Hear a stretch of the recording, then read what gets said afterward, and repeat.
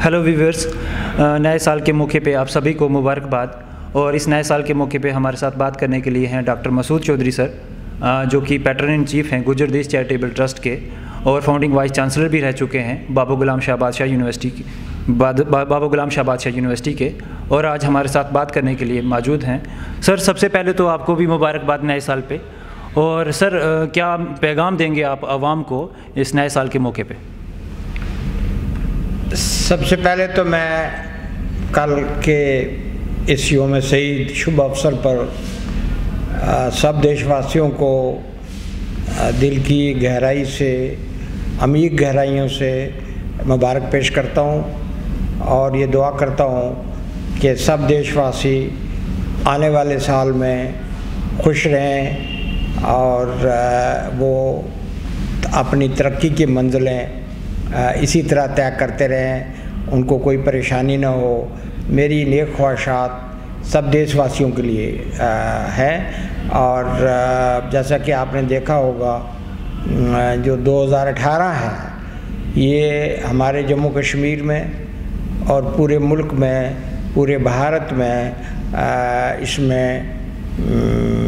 कई वाक़यात पेश आए, कई तलखियाँ रहीं, आवाम की कई परेशानियाँ रहीं,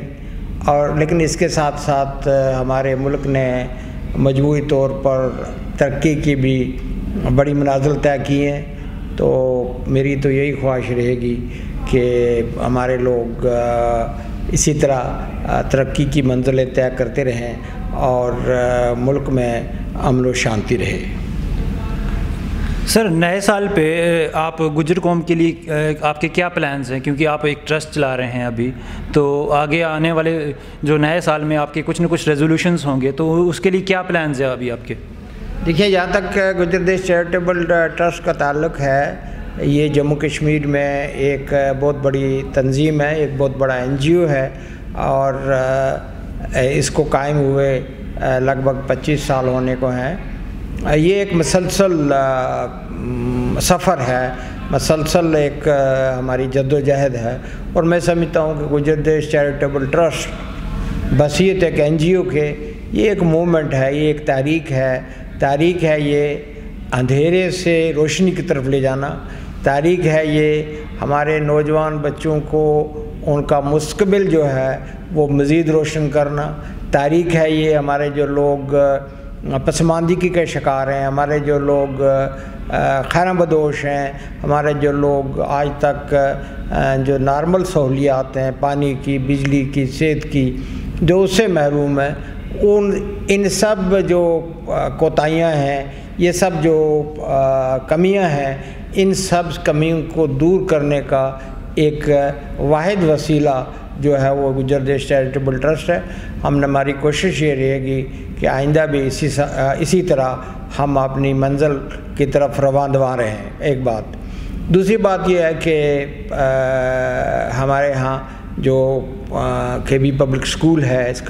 इसको हम अपग्रेड कर रहे हैं। बच्चियों के लिए मज़ीद सहूलतें जो हैं उनको डबल कर रहे हैं। पहले अगर दूर दराज की बच्चियाँ ही यहाँ आती थी, तो हमारी कोशिश रहेगी कि बच्चियों की तादाद जो है वो दुगनी हो जाए। फिर जहाँ तक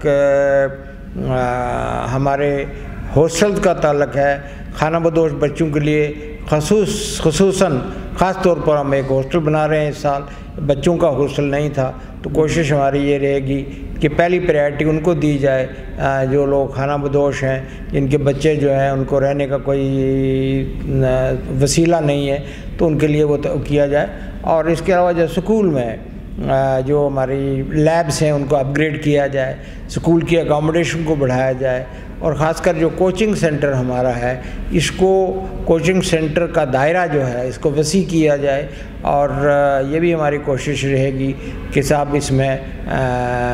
खाली हमारे स्कूल के बच्चे या 12वीं तक के जो बच्चे हैं वही ना कोचिंग करें KS के लिए, और दूसरे जो प्रोफेशनल कॉलेजेस हैं उनके लिए जो है वो कोचिंग का बंदोबस्त हम कर रहे हैं। और ये जो एक तरह से हमारा कोचिंग सेंटर जो है वो अपग्रेड किया जा रहा है। और यहाँ तक हमारे कल्चरल सेंटर का ताल्लुक़ है। इस साल क्योंकि हमारी अकोमोडेशन में इजाफ़ा हो गया है, तो हम ये कोशिश करेंगे کہ جو پہلو کلچر کے جن پہ ہم نے آج تک توجہ نہیں دی ان کو مسلسل اپنی پریارٹی میں لایا جائے اور کوشش کی جائے کہ صاحب وہ جو ایکٹیویٹیز جو ہماری ہیں وہ کنٹینیوس رہیں۔ جہاں تک جموں کشمیر میں ہمارے لوگوں کا تعلق ہے،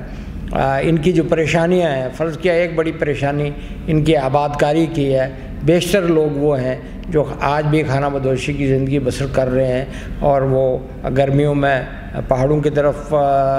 جاتے ہیں اور سردیوں میں شہروں کی طرف اور میدانی علاقوں کی طرف جاتے ہیں۔ تو کوشش ہماری یہ رہے گی کہ حکومت کو، جو میں سمجھتا ہوں حکومت نے آج تک ان کی ریہیبلیٹیشن کے لیے کوئی خاص اقدام نہیں کیے، حکومت کی توجہ کو مبذول کروایا جائے، کوشش کی جائے کہ جو ریسورسز ہمارے ڈسپوزل پہ ہیں، وہ میڈیا کے حوالے سے ہیں، وہ کسی دوسرے حوالے سے ہیں، وہ سارے بروئے کار لگا کے ان کی ریہیبلیٹیشن کا جو ایک مسئلہ ہے اس کو دور کیا جائے۔ دوسری بات یہ ہے کہ جموں کشمیر میں جو ملیٹنسی ہے، ملیٹنسی میں ان لوگوں کا ایک رول رہا ہے۔ یہ دیش بھگت لوگ ہیں، ملک کے وفادار ہیں، انہوں نے پچھلے 70 سال میں یہ ثابت کر دیا ہے کہ صاحب ملک کی سلامتی کے لیے، ملک کی حفاظت کے لیے یہ ایک بہت ہی امپارٹنٹ ستون کا کام کرتے ہیں، اور یہ ایک اس میں یہ کس طرح سے مزید کنٹریبیوٹ کر سکتے ہیں جموں کشمیر میں مجموعی طور پر فضا کو پرامن کرنے کے لیے، یہ کس طرح سے کنٹریبیوٹ کر سکتے ہیں مختلف جو یہاں پہ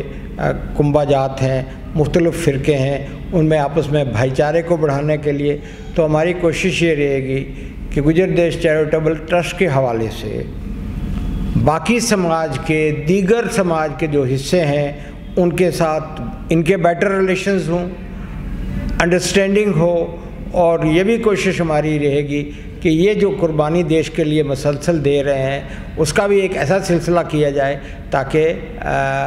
یہ اپنے جو فرائض ہیں ان کو بہتر طریقے سے سر انجام دے سکیں۔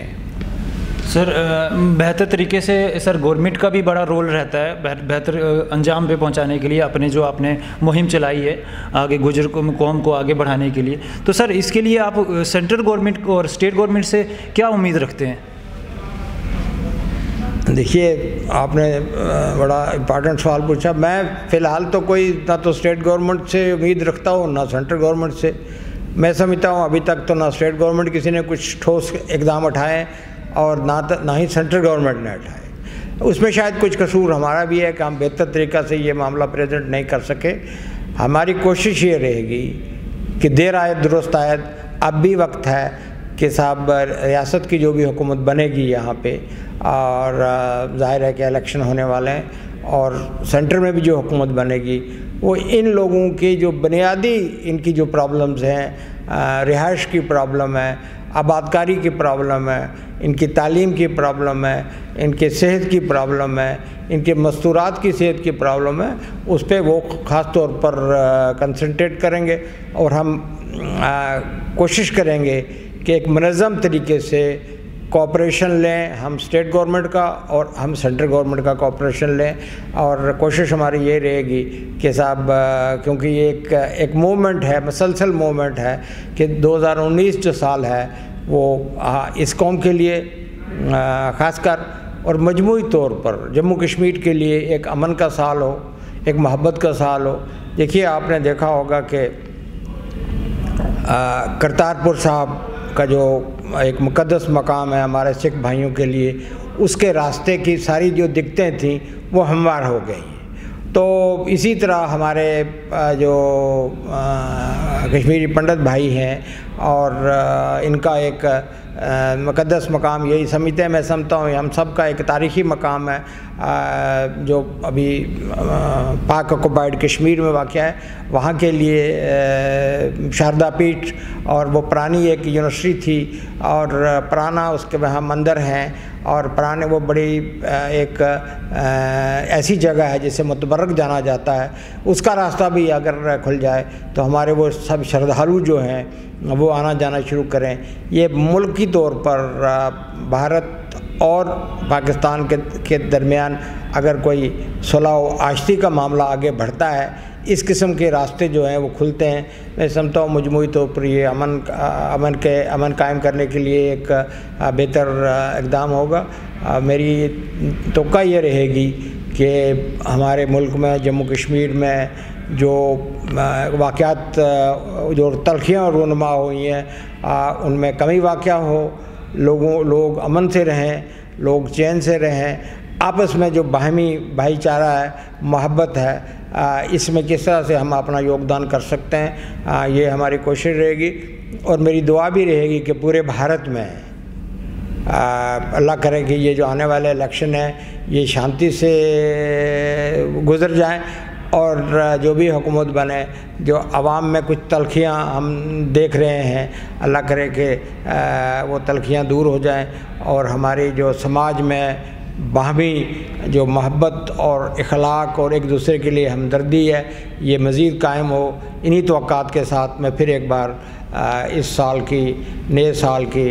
سب دیش واسیوں کو مبارک دیتا ہوں، اور دعا کرتا ہوں کہ اللہ یہ آنے والا سال ہم سب کے لیے ایک اچھا سال ثابت کرے۔ شکریہ سر۔ ایک اور سوال تھا میرے ذہن میں سر، وہ یہ تھا کہ کیا آنے والے 2019 میں آپ خود کو گورنمنٹ کا ایک حصہ مانتے ہو؟ دیکھیے، گورنمنٹ کا حصہ آپ کیا سمجھتے ہیں کہ عوام گورنمنٹ کا حصہ نہیں ہے؟ ہم سب حکومت کا ایک حصہ ہیں۔ اب یہ اگر آپ کوئی پاور پالیٹکس کی بات کر رہے ہیں کہ آپ کسی پارٹی میں جوائن ہو جائیں اور پھر اس کے بعد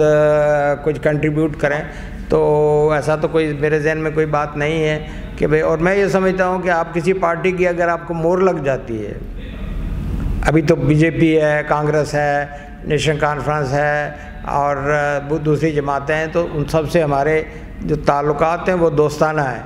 تو اگر آپ کسی ایک پارٹی میں مجھے برینڈ کر دیں گے تو پھر مجھے ان کی ڈکٹیٹ پہ چلنا ہے۔